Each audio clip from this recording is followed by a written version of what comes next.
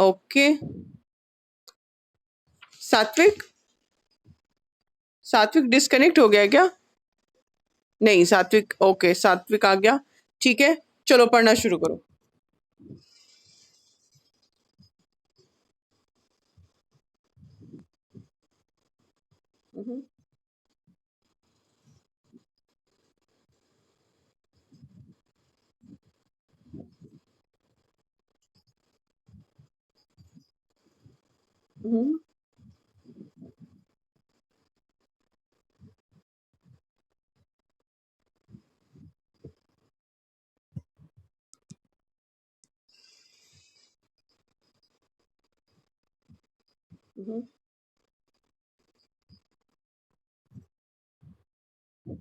Okay, ठीक है, very good. Underline first windmill.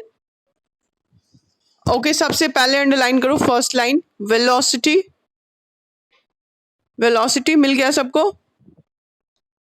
Okay, velocity के बाद नेक्स्ट लाइन में ग्राइंडिंग, सेकेंड लाइन में ग्राइंडिंग ग्रेन्स, ठीक है, हो गया? ओके, उसके बाद और कोई वर्ड है? नहीं, और कोई वर्ड नहीं है, ठीक है। विंडमिल को अंडरलाइन करना है, ठीक है, विंडमिल्स को अंडरलाइन करो। Okay, who wants to answer? Let me see the message. Kumaranshu, ठीक है, कुमार बताओ, कुमारंशु बताओ।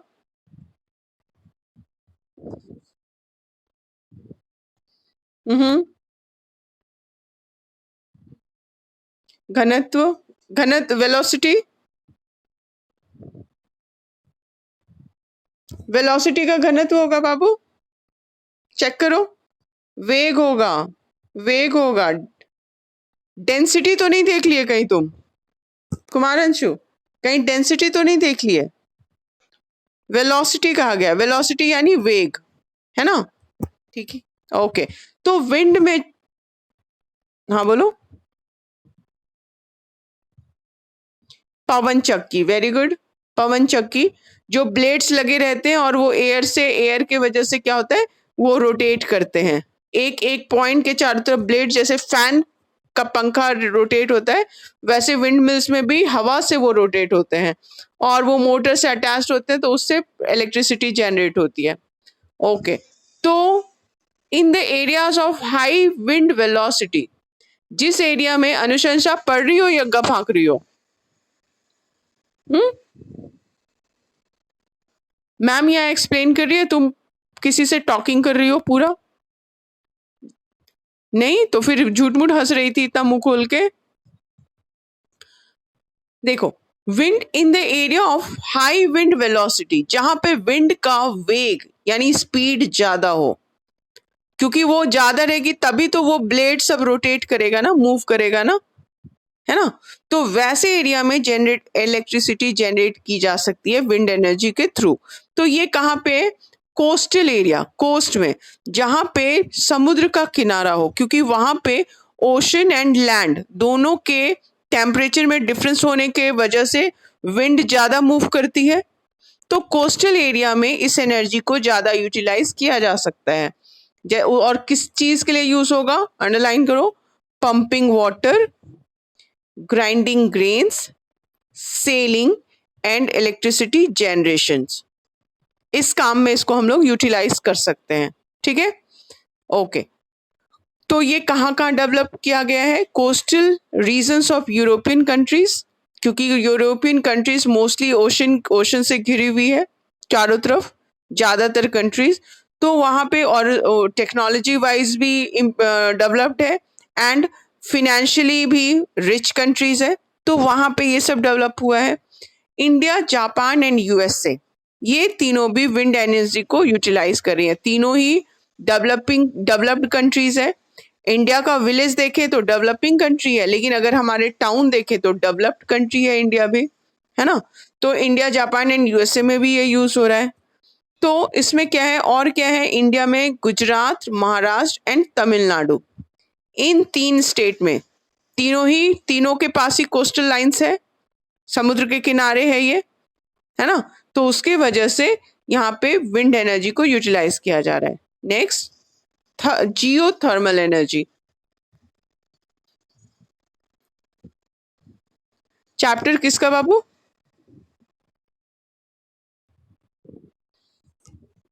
ज्योग्राफी का चैप्टर 3 शेयर नहीं हुआ है। ओके ओके, आयुष रतन, एक मिनट उसको अनम्यूट करते हैं बाबू। आयुष रतन, अनम्यूट करो। आयुष, चैप्टर थ्री का किसको कहा गया था बाबू सेंड करने?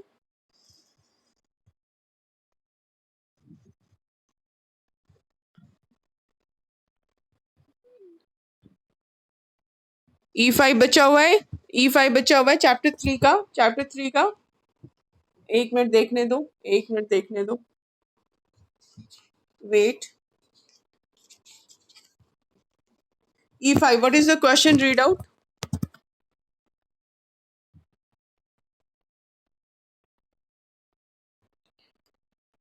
रिपीट।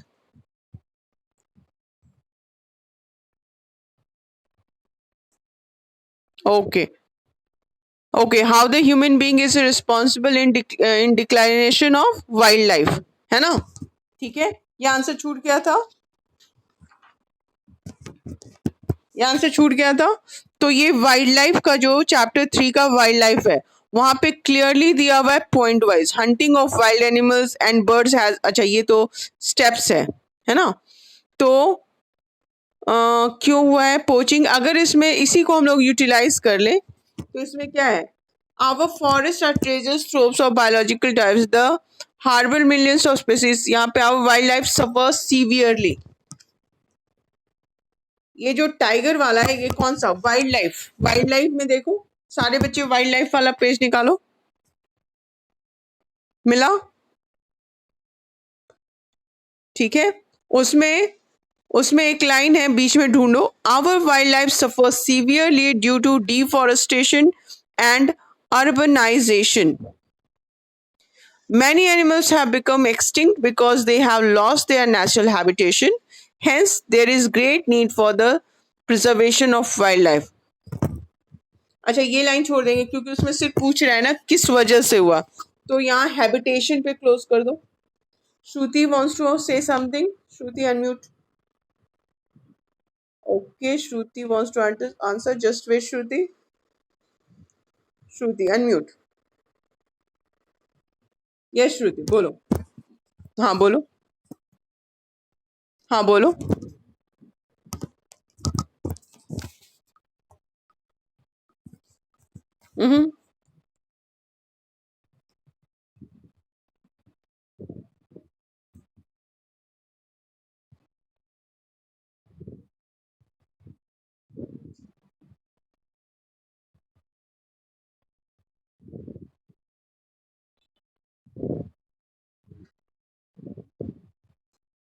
Okay, very nice. इसको पेज नंबर बताओ, पैराग्राफ नंबर बताओ। सेम वही चीज है जो अभी हम मार्क करा रहे थे, है ना? रिपीट करो, page number, paragraph number and line number. Page number 26, paragraph 3, ठीक है, वाइल्ड लाइफ का 3rd पैराग्राफ, ठीक है, एंड लाइन नंबर 5, ठीक है, वहां से लेकर 5 से लेकर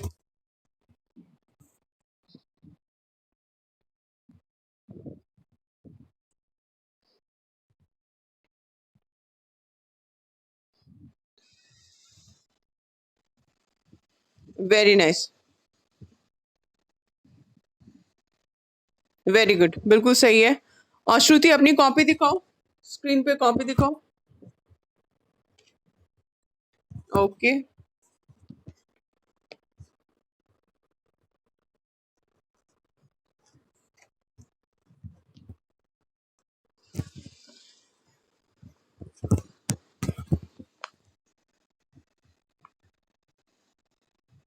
एक मिनट हम श्रुति की कॉपी देख लेते हैं। अगर ये प्रॉपर है, देखने के बाद हम क्लास के बाद उसको शेयर कर देंगे ग्रुप में। ओके, श्रुति, ए टू ई सारा कंप्लीट है?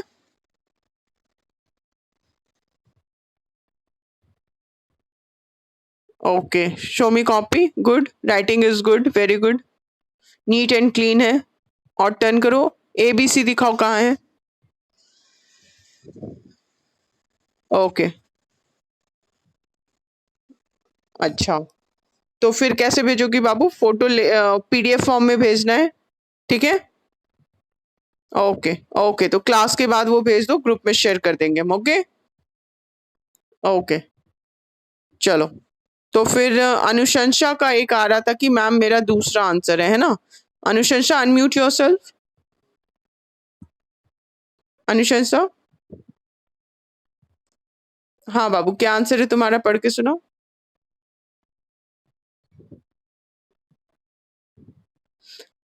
कोई बात नहीं, तुम अपना आंसर बोलो. हम्म, ठीक है.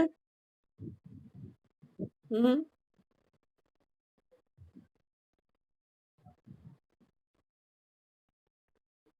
हम्म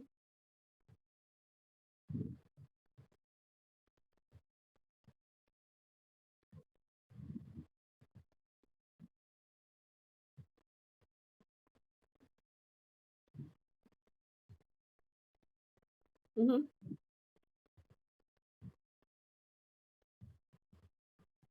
हम्म हम्म हम्म. हाँ, तो सेम वही चीज है बाबू, जस्ट ऊपर नीचे है. ठीक है, सेम वही चीज है, सिर्फ ये आ, अभी श्रुति को दे दिए. नेक्स्ट नेक्स्ट क्लास में हमको याद दिलाना इस चैप्टर के लिए. ठीक है, ओके. चलो, तो अब हम लोग वापस अपने चैप्टर 4 पे चले. ओके ओके, सो नाउ कौन पढ़ रहा था?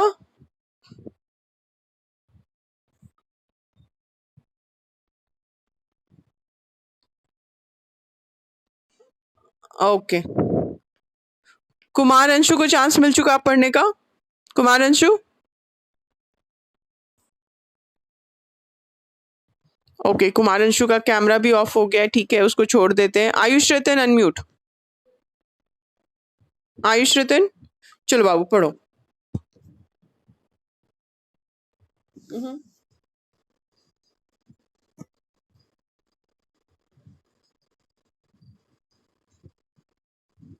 अंडरलाइन करो. More prominent, it is more prominent in volcanically active area. Underline कर दो. और ऊपर में विंड एनर्जी कहां पे मिलती है generally? Coastal region. Coastal region है ना, समुद्री तटीय एरिया जिसको बोलते हैं वहां पे. एंड जियोथर्मल एनर्जी जहां पे वोल्केनोस जनरली काम कर रहे हो, प्रोमिनेंट हो. ओके, मीनिंग ऑफ प्रोमिनेंट अभी हम लोग देखेंगे. ठीक है. Prominent means common. और कोई वर्ड?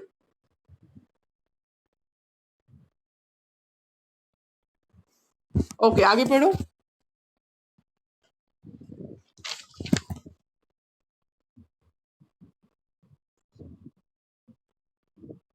हम्म,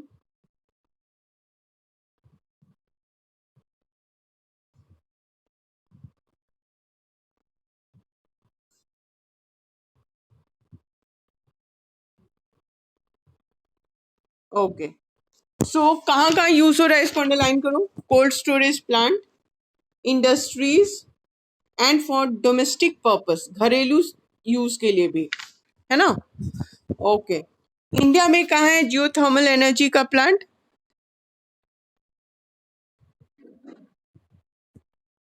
प्रोमिनेंट मीन्स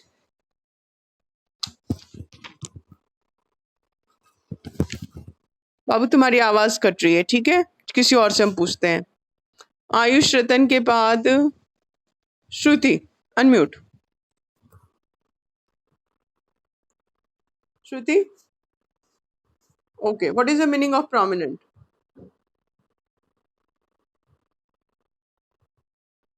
प्रसिद्ध, ओके गुड, प्रसिद्ध, ओके, प्रसिद्ध, वेरी गुड, ठीक है।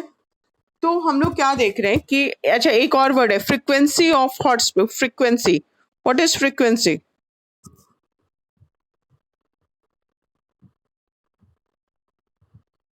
Yes tell me, what is frequency? आवृत्ति, आवृत्ति और कुछ?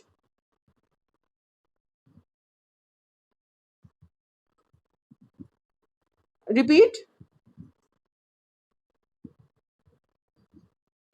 फिर से रिपीट करो।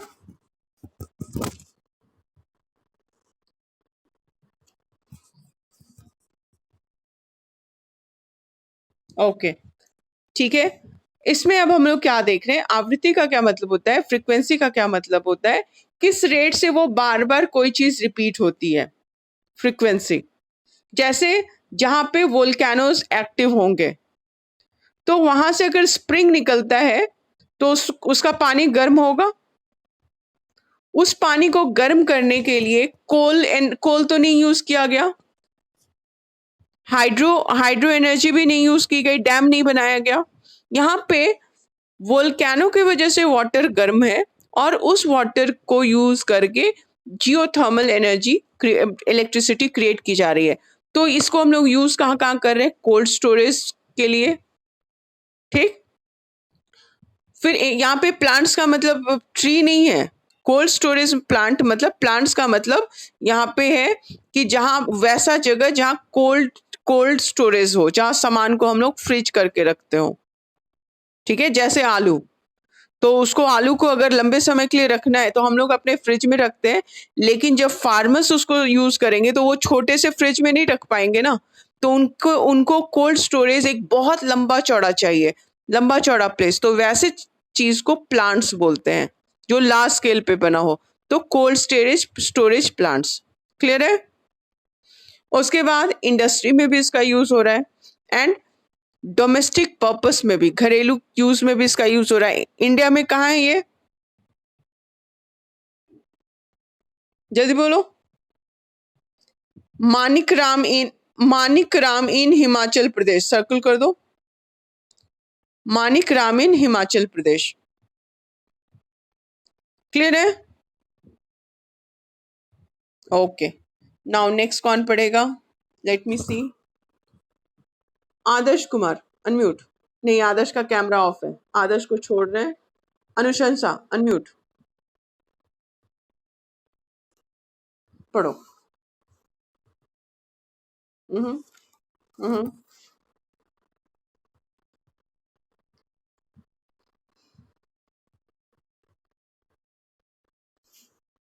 हम्म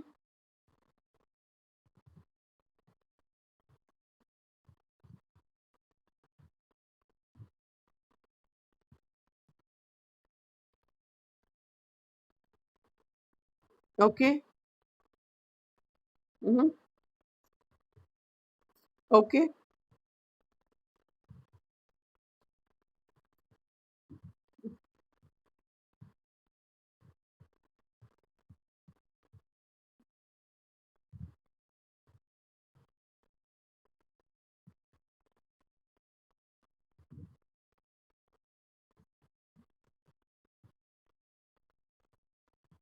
okay, very nice, very nice. Underline difficult words, कौन कौन सा डिफिकल्ट वर्ड है अनुशंसा, बताओ,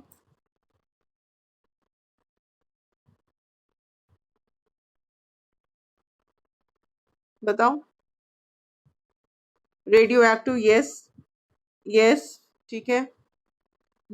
एक मिनट, यूरेनियम एंड थोरियम को सर्कल कर दो, एंड यूरेनियम थोरियम दोनों को सर्कल कर दो, ओके, ठीक है। एमिशन, ठीक है, ठीक है। हम्म ओके, ठीक है। ब्रीडर, ठीक है, ठीक है।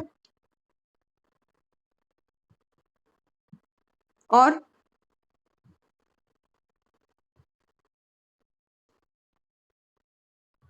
Isotopes, isotopes.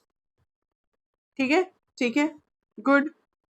चलो डिस्कस कर लें अब हम लोग। कौन बताएगा? लेट मी सी,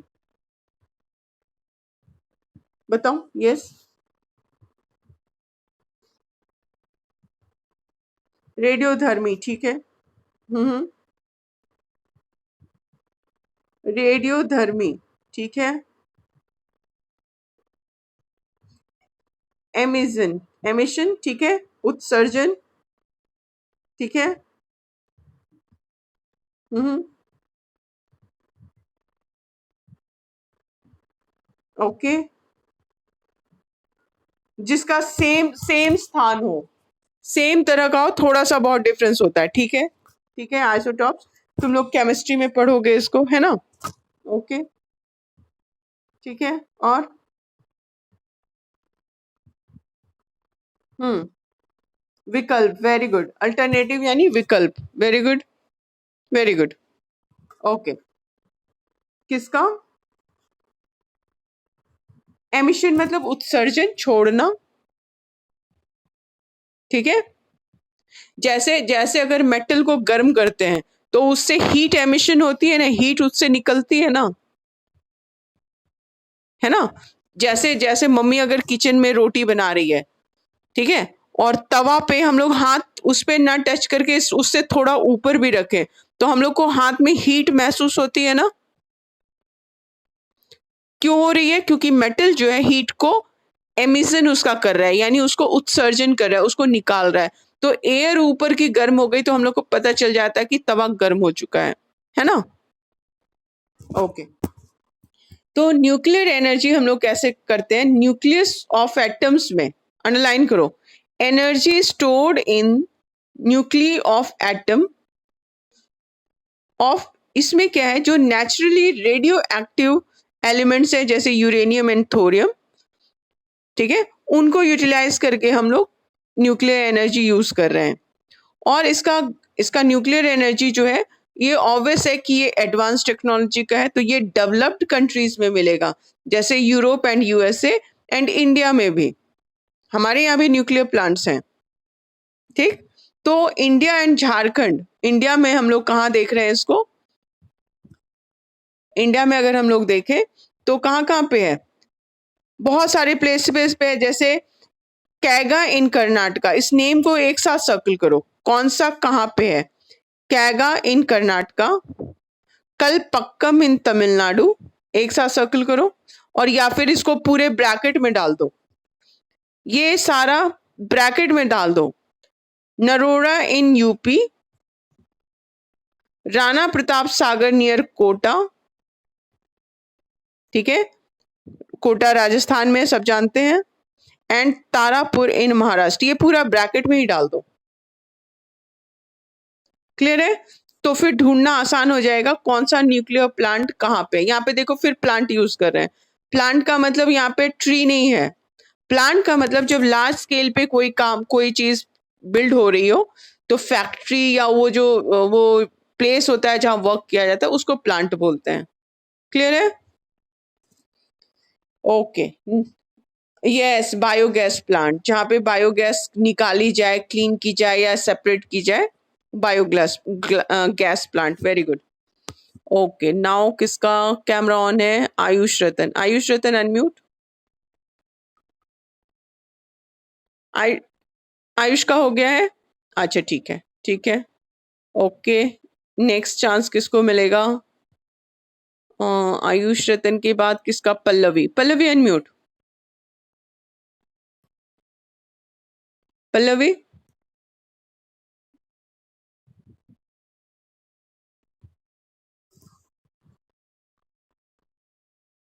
हम्म,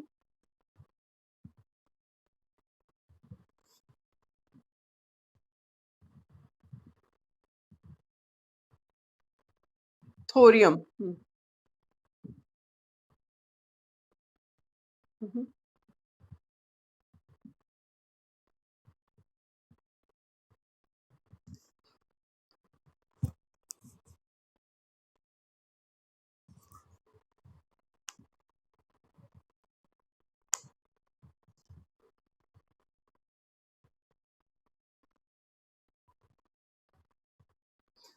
ये 1 मिनट, ये सारा ब्रैकेट में डाल दो बाबू। कैगा इन कर्नाटका, वहां से लेके तारापुर इन महाराष्ट्र, सारा ब्रैकेट में डाल दो। ठीक है, ओके, आगे पढ़ो।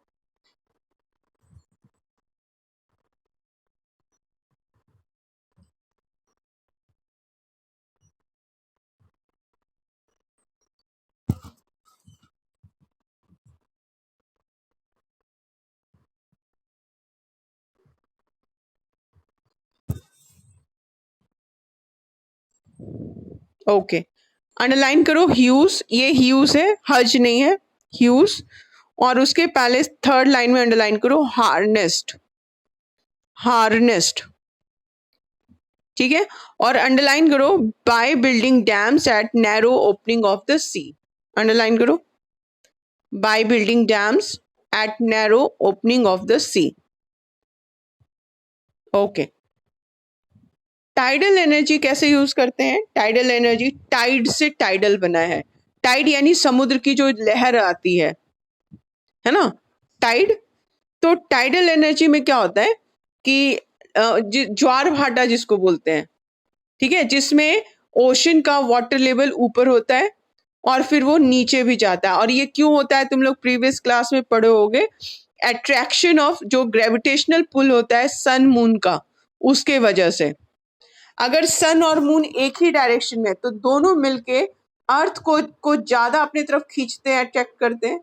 तो वाटर, क्योंकि उसका वाटर का मॉलिक्यूल जो है वो लूज है कंपेयर टू सॉलिड, तो वो खिंचाता है, मूव करता है। तो उसके वजह से सन एंड मून के तरफ हाई टाइड आ जाता है, समुद्र में पानी ऊपर की तरफ उठता है। और जब सन बीच में अर्थ हो, सन एक तरफ हो और दूसरे तरफ मून हो, तो दोनों क्योंकि अपोजिट डायरेक्शन में पुल कर रहे हैं, तो उससे लो टाइड आता है, उसकी जो वाटर की ऊंचाई है वो कम होती है।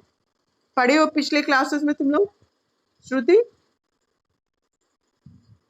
पिछले क्लास में पढ़ी हो? Okay, okay. तो इसके वजह से क्या होता है कि टाइड जो है, पानी ऊपर होता है, नीचे जाता है, उसका लेवल बढ़ जाता है या घटता है।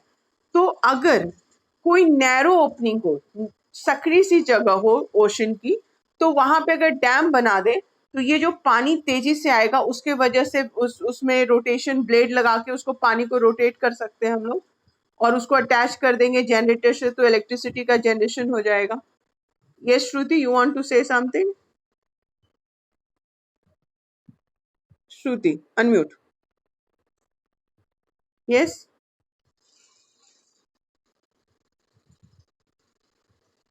अच्छा ठीक है, ठीक है।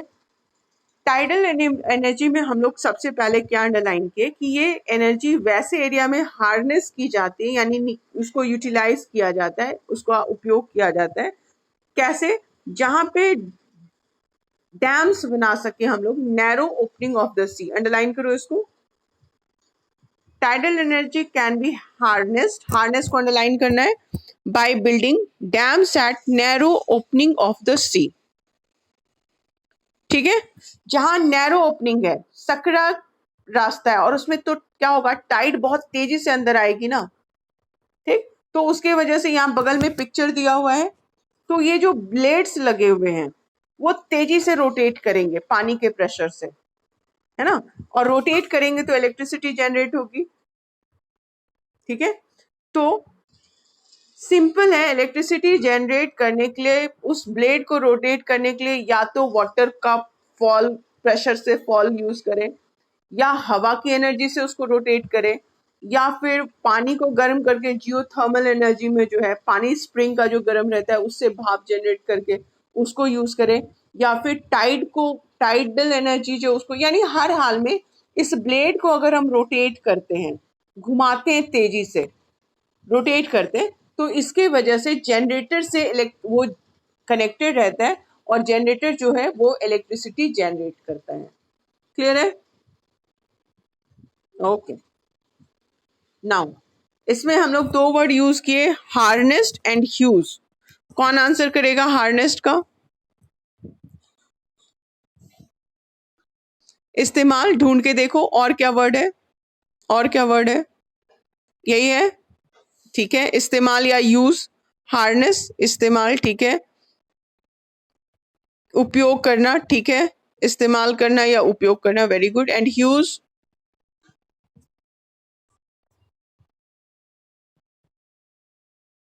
बहुत सिंपल वर्ड है ये तो, बड़ा, वेरी गुड, ठीक है, बड़ा। नाउ बायोगैस कौन पढ़ेगा? बायोगैस अनुशंसा पल्लवी का चांस हो गया। प्रियांशु कुमार, प्रियांशु अनम्यूट। पढ़ो।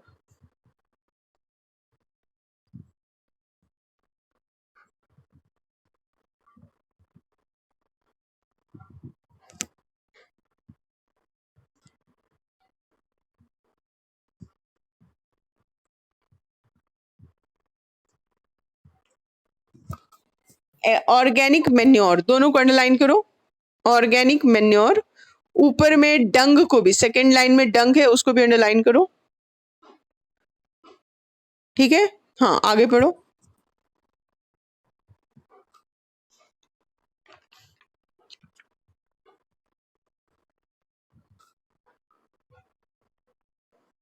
ओके, नहीं बाबू छोड़ दो, बस बस बस बाबू, ठीक है। बायोगैस, इसमें डंग किसको बोलते हैं? एनिमल वेस्ट को बोलते हैं, एनिमल वेस्ट, है ना। एनिमल वेस्ट किसको बोलते हैं? गोबर, गोबर जो है वो एनिमल वेस्ट है ना। तो डंग को एनिमल्स का जो डंग है वो यूज करते हैं, या ऑर्गेनिक वेस्ट जो होता है जैसे पत्ता गिरा पेड़ का, उसको उसको सड़ा के भी यूज होता है। डेड प्लांट्स एंड एनिमल्स जो है उसको उसको यूज किया जाता है। तो किचन का जो वेस्ट है, जैसे सब्जी को छीलते हैं, पील करते हैं, ठीक है, वो जो वेस्ट है किचन वेस्ट, वो भी यूटिलाइज होता है। तो इसमें क्या करते हैं हम लोग, ये सारे चीज को अंडरलाइन करो, किस किस चीज को? Organic waste such as dead plants and animals, animal material, animal dung यानी जो जानवर है उनका गोबर,